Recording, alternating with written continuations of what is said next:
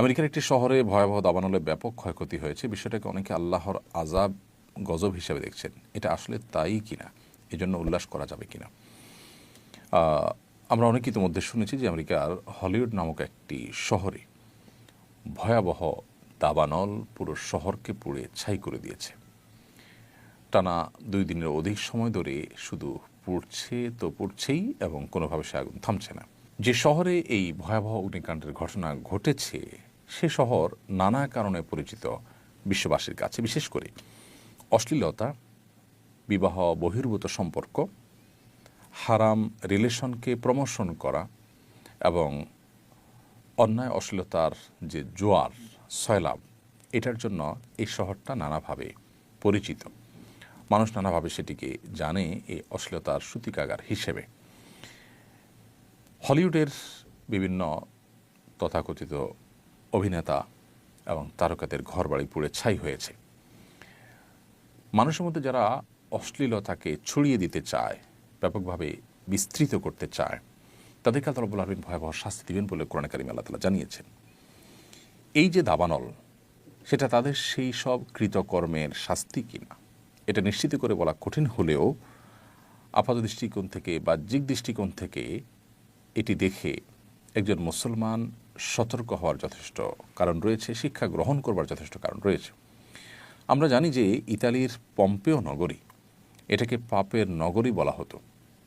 পাপ, জুলুম, সীমালঙ্ঘন, এটা এমন পর্যায়ে চলে গিয়েছে যে একটা পর্যায়ে আল্লাহ রাব্বুল আলামিন সেখানে ভয়াবহ দাবানলে পুরো শহরকে পুড়ে ছাই করে দিয়েছেন। এখনও সেই কয়লা হয়ে যাওয়া শহরটি ওইভাবে কয়লা অবস্থাতেই বিশ্ববাসীর কাছে এখনও দৃষ্টান্ত হিসাবে, শিক্ষা গ্রহণের উপাদান হিসাবে এখনও টিকে আছে।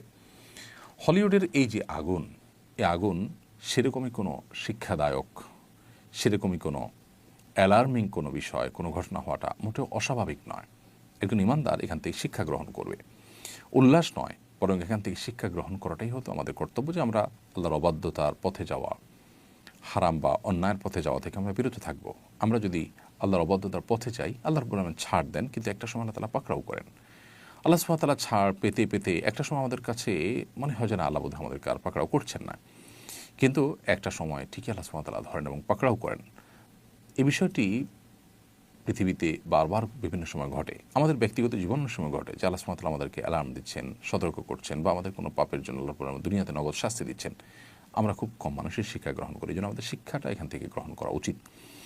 এবং এটি আল্লাহর আযাব সেটি নিশ্চিত করে বলা কঠিন, কারণ আসলে এটি কি আযাবের অংশ নাকি এটি অন্য কোনো আল্লাহর হিকমার অংশ, এটি অন্য 10টি সাধারণ স্বাভাবিক ঘটনার মতো কিনা, সেটা একমাত্র আল্লাহ তাআলা ভালো জানেন। আমরা যেহেতু কেউ গায়বের মালিক নই, এজন্য নিশ্চিত করে হলফ করে এটিকে আল্লাহর গজব হিসাবেই যদিও আমরা বলতে পারবো না, কিন্তু অ্যাট দ্য সেম টাইম সেখানে যে কর্মকাণ্ড হতো বা সেই কর্মকাণ্ডের জন্য সেটি খ্যাতি ছিল, সেই কারণে আল্লাহ তাআলার শাস্তি পতিত হওয়ার যথেষ্ট জোরালো সম্ভাবনা আছে।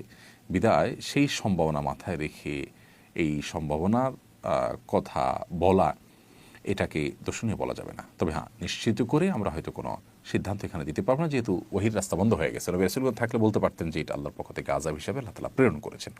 এখানে অবশ্য আরেকটি বিষয় গুরুত্বপূর্ণ, তা হলো আমরা জানি গাজাও পুড়ছে, হলিউডও পুড়ছে। পার্থক্য অবশ্য একটা বেশ পরিষ্কার, সেটা হলো গাজার মানুষজন মুসলমান, তিনি একজন মুসলমান হিসাবে তারা আখিরাতে বিশ্বাসী। দুনিয়া যদি পুড়েও যায় মুসলমানের, তারপর তার আখিরাতের অনন্ত অসীমকালের যে যাত্রা, সেখানকার সুখ এবং জান্নাত থাকলেই তার এই পুড়ে যাওয়াতে তার জন্য তেমন কোনো ভয়াবহ বিপদের কারণ বা ক্ষতির কারণ ব্যাপারটা সেরকম নয়। কিন্তু যারা আখিরাতে বিশ্বাসী নন, তাদের তো দুনিয়াটাই সব, তাদের যদি দুনিয়ায় পুড়ে যায় তাদের আর থাকলোটা কি? আল্লাহ তাআলা আমাদেরকে ঈমান এবং তাকওয়ার চর্চায় অগ্রগামী হওয়ার তৌফিক দান করুন। পৃথিবীর প্রত্যেকটা ঘটনা থেকে শিক্ষা গ্রহণ করার তৌফিক দান করুন। আমরা চাই হলিউডে কেন, পৃথিবীর যে কোনো প্রান্তে থাকা মানুষজন তারা আল্লাহর বাধ্যগত হন, তারা সঠিক এবং সুন্দর পথে আসুন, তারাও আল্লাহর বাধ্যগত হয়ে আল্লাহর নিরাপত্তার চাদরে চলে আসুন, ভালো থাকুন, সেটি আমরা কামনা করি। আল্লাহ তাআলা আমাদেরকে শিক্ষা গ্রহণ করবার তৌফিক দান করুন।